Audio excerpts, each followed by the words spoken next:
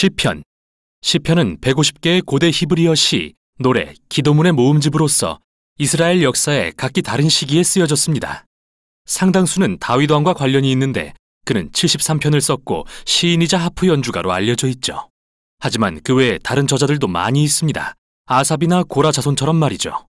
또한 성전 예배 인도자들이나 솔로몬과 모세의 시도 있으며 약 3분의 1은 작가 미상입니다. 이 중 많은 시가 이스라엘 성전의 성가대에 의해 노래로 불려졌지만 사실 시편은 찬송가는 아닙니다. 이스라엘이 바벨론 포로가 된 후 어느 시점엔가 이 고대 시들이 수집되었고 의도적으로 배열되어 지금의 시편이 완성되었죠. 그리고 시편은 매우 독특한 구성과 메시지를 담고 있는데 이는 처음부터 끝까지 읽지 않으면 알아내기 어렵습니다.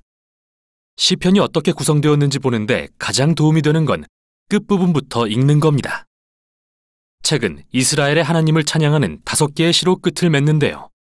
각 시의 시작과 끝에 할렐루야라는 단어가 나옵니다. 이는 히브리어로 찬양하라는 명령이고 야는 거룩한 이름인 야훼의 줄임말이죠. 이렇게 5부분으로 잘 배열된 것을 보면 누군가가 여기에 시편의 결론을 제시하는 것처럼 보이는데요. 여기서 의문이 듭니다. 시편을 누군가 의도적으로 구성한 흔적이 또 있을까요? 만약 시편의 표제를 관심 있게 보신 분이라면 책의 총 5곳에 제1, 2, 3, 4, 5권이 표기되어 있는 것과 시편이 크게 5부분으로 나뉜다는 걸 발견하셨을 텐데요. 이렇게 보는 이유는 각 5부분의 마지막이 매우 비슷한 시로 끝나기 때문이죠. 마치 편집자가 추가한 것처럼요. 이런 식이죠.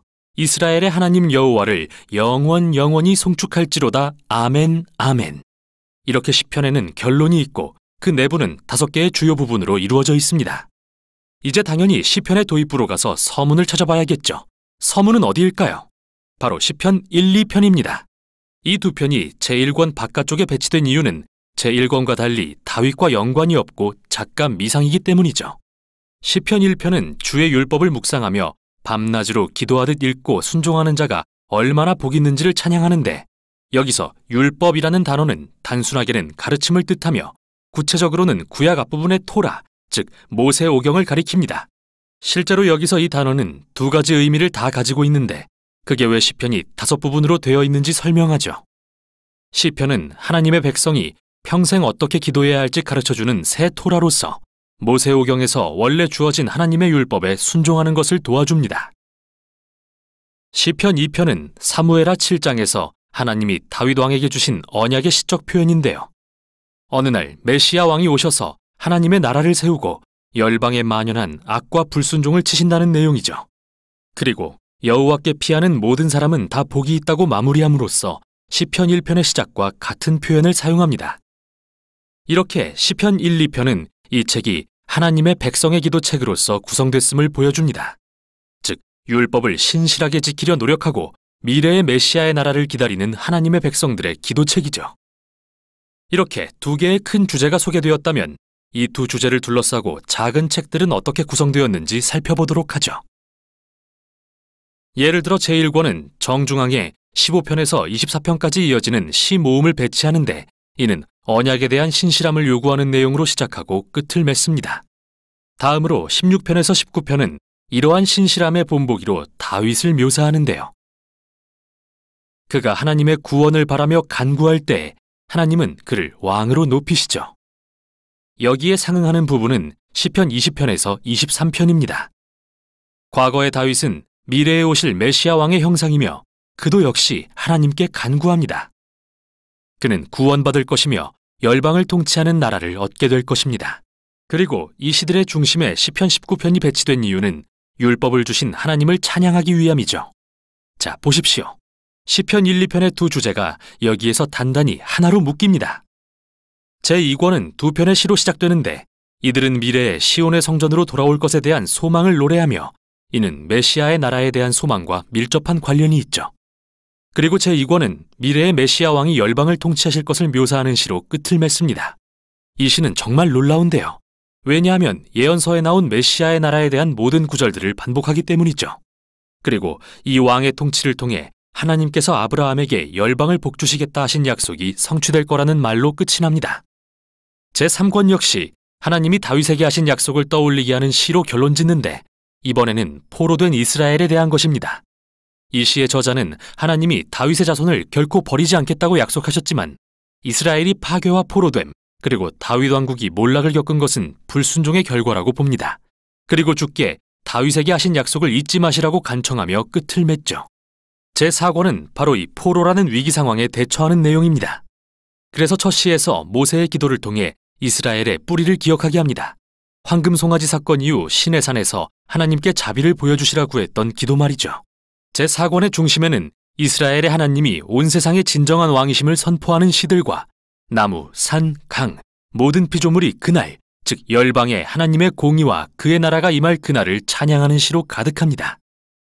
제5권은 하나님이 그의 백성들의 울부짖음을 들으시고 어느 날 미래의 왕을 보내서 악을 물리치고 그분의 나라를 세우실 것을 확증하는 일련의 시로 시작합니다.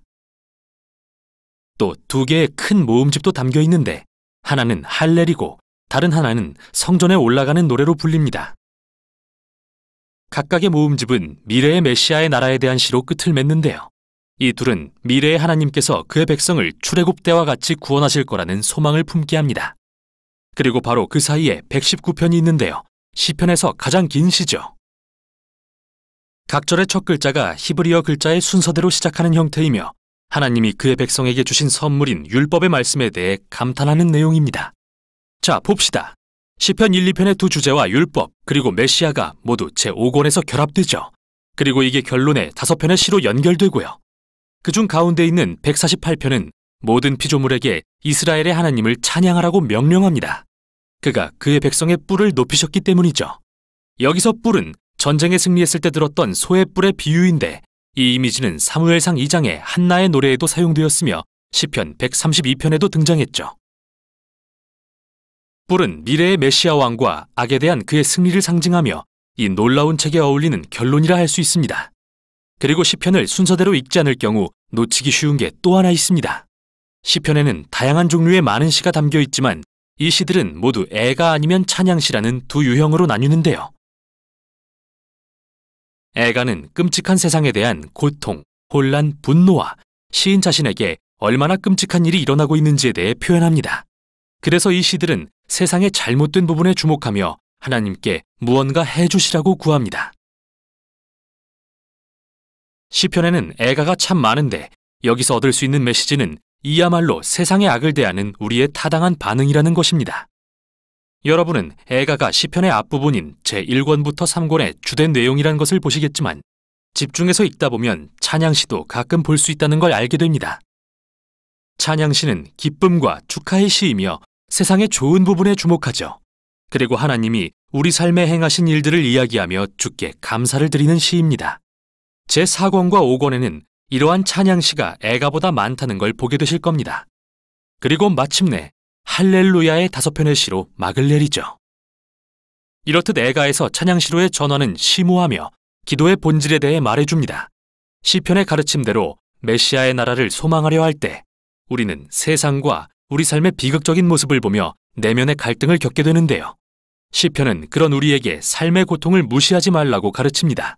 동시에 성경이 말하는 믿음은 미래를 내다보는 것이며 미래의 메시아의 나라에 대해 하나님이 하신 약속을 기대하는 것이라고 말이죠. 율법과 메시아, 애가와 찬양시, 그리고 믿음과 소망. 이게 바로 시편이 전하는 내용입니다.